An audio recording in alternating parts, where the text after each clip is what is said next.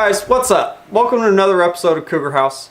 Today Brandon and I got a bunch of stuff to do. We got to start off by making a block off plate for the side of the Cummins where the factory lift pump would go that, you know, brings the diesel from the tank up to the VP44. So we got to make a little plate for that because the factory one looks terrible, so we'll make a little plate for there. I'll say it as many times as you want. And then we're going to move on to clocking our turbo. We've got an idea from one of our friends that we can just clock it and then make a little bracket to hold the wastegate so it can, the little actuator, so it can stay where it wants to, but we can clock the turbo so that way the pressure side going to the intercooler is at the bottom of it instead of on top, all funky. So, and then after that, we'll probably move on to getting the air dog wired up. Well, we're going to use that until we get ourselves a nice fast titanium. And then we got to clean up the DPF wires that would go to that exhaust system. We got to clean those up a little bit because I stripped them in a few episodes ago. Stripped them out and got them ready to go ahead and do that. And then we'll probably move on to tackling the fuse box tuck. So join us. Let's get started. First things first. That's getting cut out. This is gonna find a home wherever it goes. Go somewhere on the intake manifold. I don't know what or why or whatever, but it goes somewhere.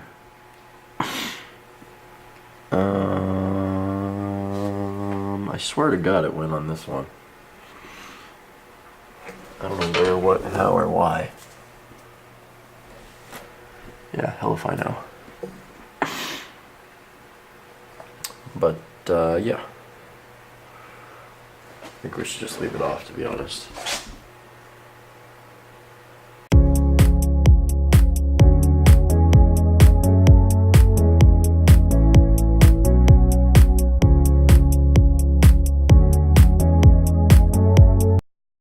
Alright, this head will now be known as the Exxon Valdez because it's broken and it's really leaky.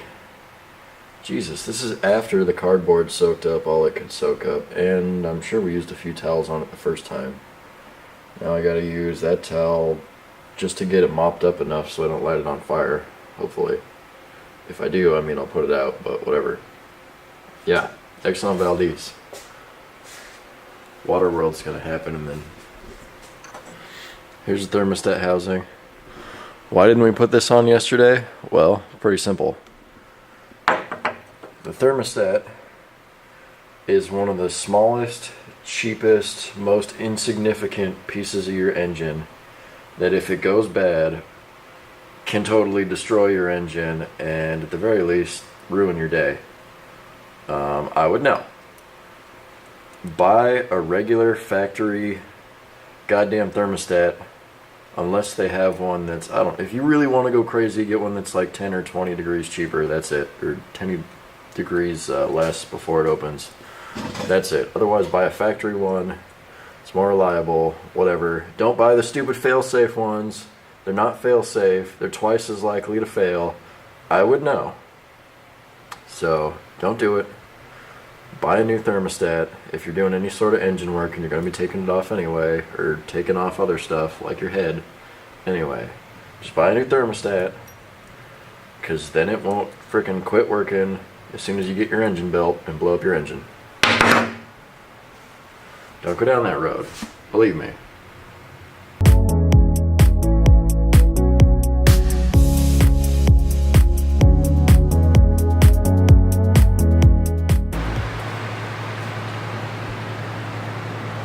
Isn't that adorable? Doesn't it look like a little sloth head? Shit, I think it's adorable. It's adorable. Anyway, that's pretty much perfect. So I gotta find whatever bolts held it on, slap that thing on there, and then figure out where that other bracket goes.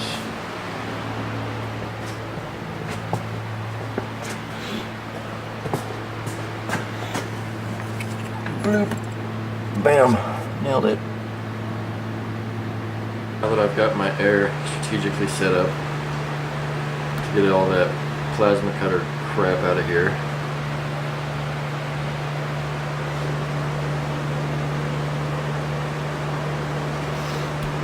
Anyway, now we can move on. I just checked the other Dodge, and sure enough, this thing goes right there, and there's some other stuff on the back of it that attaches to that fuel line. So I'm gonna pop that back off real quick, pop that on, we're in business. It's good. Now we just gotta get the little dealios that crimp, clip, whatever, that little line, basically those. Gotta get some of those from somewhere. Maybe Cummins? I don't know. But anyway, that's in its home. That's in its home. It's all one big happy family now.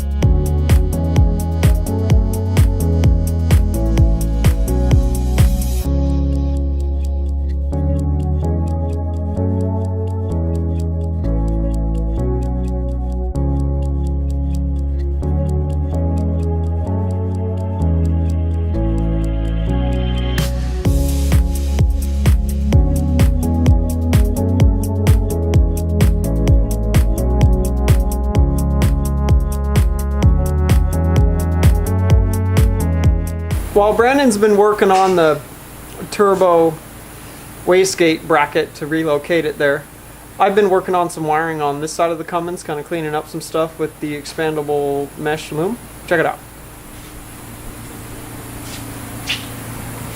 So down here, as you can see, I got a new plug here on, and I used the new plug so that way I could put the new plug there, put the expanded loom on, shrink tube and everything, and then you just pop the ends of it into the plug.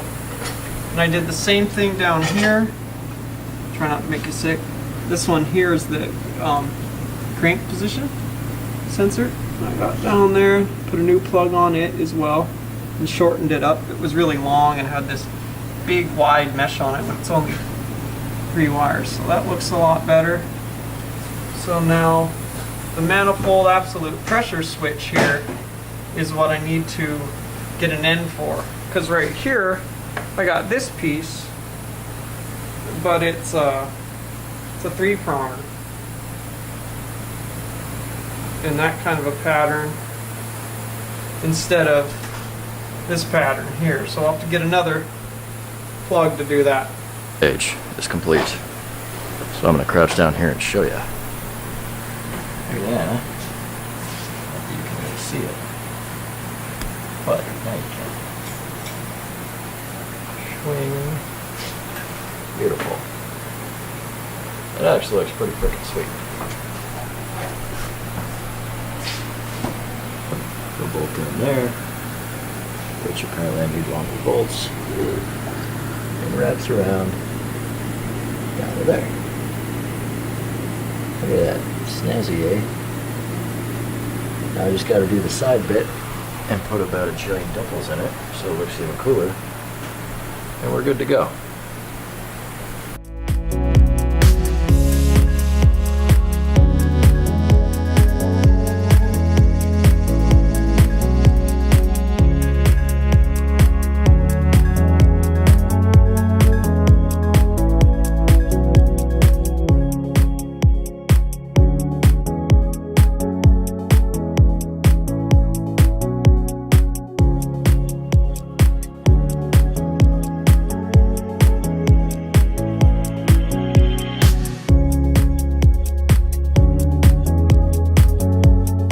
There you go, bros.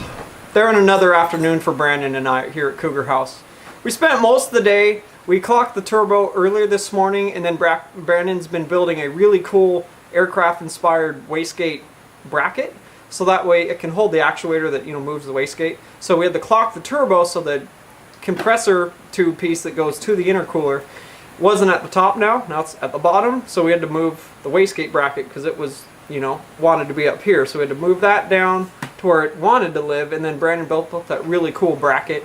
And then I did a little bit of work on some wiring on the side of the Cummins for the manifold absolute pressure sensor. I still need to get that plugged, but I got the maps, the boost pressure sensor, I think is what the other one's for. I think it's for the ECU. And then there's a crank position sensor that I put the expandable mesh on and shrink tubed and repaired that one as well. So next I need to get a manifold absolute pressure, like I said a minute ago, plug, because that's the only sensor I have on there. It's like the modern 2002 version of it, and I've got the older triangular shaped 3-pin plug that's on there for the older style manifold absolute pressure switch map. So now that we got this stuff done, in our next episode I'll work on the deleting the PDF or DPF, sorry, wiring harness that would normally go to that whole exhaust system. I got it peeled out and laying there. I just need to go through and figure out how to cross them, or if I can just clip them off. I got to do some research this evening and figure that out. And then we got to get a downpipe. Since we got our turbo all where it's going to be, we got to get a 3-inch, or sorry, a 4-inch to 5, or a 4-inch downpipe, and then we'll use a 4-inch to 5-inch adapter down back by the tail end of the transmission to go to the 5-inch exhaust that's back there and out to the back of the truck. So we'll continue picking at this tomorrow, guys. Thanks for watching today, guys. Thanks for your constant support as usual. Please leave a comment. Tell us what you think about our situation here. And if you guys want to see more Cougar House Garage, you like what we do, check us out at cougarhousegarage.com. Check us out at Facebook /Cougar House Garage. And we are Cougar House Garage on Instagram. Follow us, and we'll catch you guys in the next episode.